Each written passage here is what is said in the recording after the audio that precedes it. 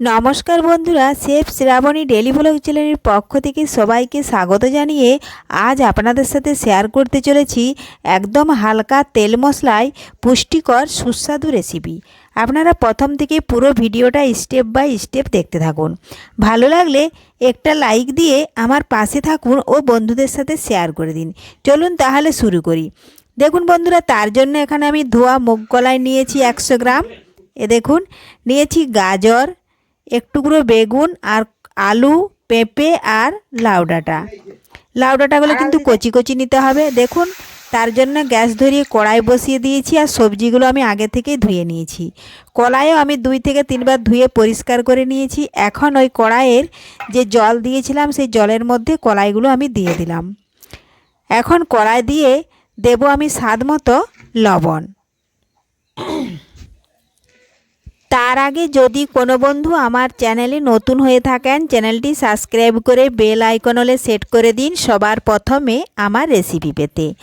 এখন ডাল ওদিকে ফুটতে থাকুক। এখানে দেখুন গাজর, লাউ ডাঁটা আর পেঁপে নিয়েছি, আলু ও কয়েক টুকরো বেগুন নিয়েছি। এখন এগুলো ভালোভাবে কেটে ধুয়ে আমি তুলে নিয়েছি। আর এগুলো সবই কিন্তু পুষ্টিকর। এই দেখুন বন্ধুরা ফুটে গেছে। এখন আমি দেখুন সাদা সাদা যে ফেনা হচ্ছে, এই ফেনাটা কিন্তু আমি তুলে নেব। দেখুন এইভাবে চামচ দিয়ে সমস্ত ফেনাটাই আমি তুলে নেব। যারা একেবারে তেল মলি মশলা খেতে পছন্দ করেন না তাদের জন্য কিন্তু এই রেসিপিটা একদম বেস্ট।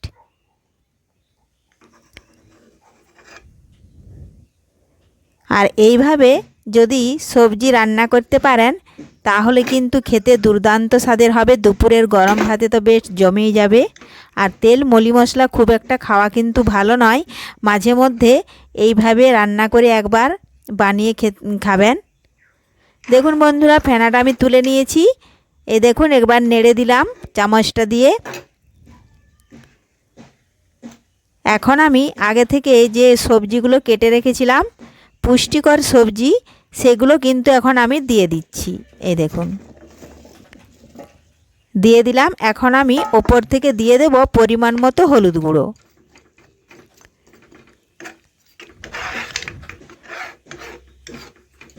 মলি মশলা দিয়ে সবজি না কষে একবার ধোয়া মুগ ডাল দিয়ে এইভাবে একবার বানিয়ে দেখুন। পেঁপে, লাউ ডাঁটা, গাজর খুবই টেস্টি হবে। এই দেখুন পরিমাণ মতো হলুদ দিয়ে দিলাম। আমি এখানে ধোয়া মুগ ডাল দিয়েছি, আপনারা পারলে মসুর ডালও দিতে পারেন। এখন দেখুন সব কিছু ভালোভাবে নাড়াচাড়া করে মিশিয়ে নিয়েছি। এখন আমি একটু 3 থেকে 4 মিনিট ঢাকা দিয়ে ভালোভাবে সব কিছু সেদ্ধ করে নেব। তো দেখুন বন্ধুরা ফিরে এলাম 3 থেকে 4 মিনিট পর। দেখুন ডাল আর সবজি কিন্তু ভালোভাবেই সেদ্ধ হয়ে গেছে। এই দেখুন আমি নাড়াচাড়া করে আপনাদেরকে দেখিয়ে দিচ্ছি সমস্ত কিছু ভালোভাবেই সেদ্ধ হয়ে গেছে। এখন এই দেখুন চামচ দিয়ে তুলে দেখাচ্ছি, ডাল কিন্তু সেদ্ধ হয়ে গলে গেছে। এখন এটা আমি একটু নামিয়ে নেব। নামিয়ে নিয়ে আবারও অন্য একটা কড়াই বসিয়ে দেব। রেসিপিটা বানানো কিন্তু খুবই সহজ। একবার দেখলে আপনারাও বাড়িতে যে কেউ বানিয়ে নিতে পারবেন। এই দেখুন বন্ধুরা অন্য একটা কড়াই বসিয়ে দিয়েছি। কড়াইটা একটু ভালোভাবে গরম করে নেব। কড়াইটা ভালোভাবে গরম হয়ে গেলেই আমি সামান্য পরিমাণে একটু সাদা তেল দেব। আমি এখানে সাদা তেল দিচ্ছি, আপনারা পারলে সরষের তেলও দিতে পারেন। এই দেখুন সামান্য পরিমাণে একটু তেল দিচ্ছি। আর সামনেই কিন্তু শীত ফুরিয়ে গরম আসছে।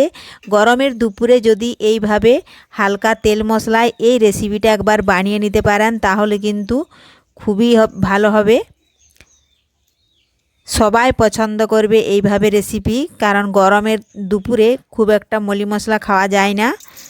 এই দেখুন বন্ধুরা তেল গরম হয়ে গেছে। আমি ফোড়নে দিলাম গোটা জিরে আর 5 ফোড়ন দেব, 2 টুকরো তেজপাতা একটু ভেজে নেব। ভেজে নিয়ে দিয়ে দিলাম পেঁয়াজ কুচি। আর আপনারা যদি নিরামিষভাবে এটা খেতে চান তাহলে পেঁয়াজ কুচি বাদ দিয়ে দিলেই হবে। দেখুন এখন নাড়াচাড়া করে পেঁয়াজটা একটু ভেজে নেব।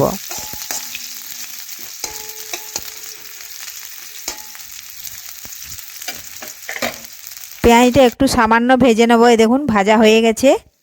এখন আমি বেটে রাখা আদা জিরে ও গোলমরিচ বাটা দিয়ে দিলাম, আর একটু দেখুন দিয়েছি সামান্য লাল লঙ্কার গুঁড়ো। এখন ভালোভাবে মশলাটা পেঁয়াজের সাথে মিশিয়ে একটু কষে নেব। দিলাম কয়েক টুকরো টমেটো কুচি। আমি এখানে আর হলুদ দিচ্ছি না। আপনারা যদি সবজিতে কম হলুদ দিয়ে থাকেন তাহলে কিন্তু মশলার সাথেও একটু হলুদ দিয়ে দিলে হবে। এইভাবে মশলাটা বেশ কিছুক্ষণ ধরে একটু কষে নেব, মশলার কাঁচা গন্ধ চলে যাওয়া পর্যন্ত।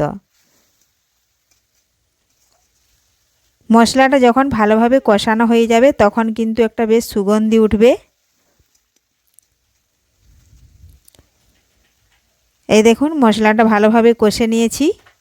এখন আগে থেকে সেদ্ধ করে রেখেছিলাম পুষ্টিকর সবজি, সেগুলো কিন্তু একসাথে এখন আমি ঢেলে দেব।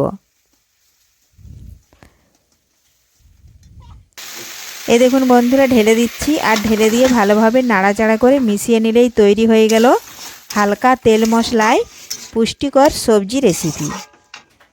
এইভাবে আপনারাও বাড়িতে খুব সহজে এটা বানিয়ে নিতে পারবেন। রেসিপিটি ভালো লাগলে লাইক শেয়ার কমেন্ট করতে অবশ্যই ভুলবেন না বন্ধুরা। ধন্যবাদ। ফিরে আসবো আবারও পরের ভিডিওতে।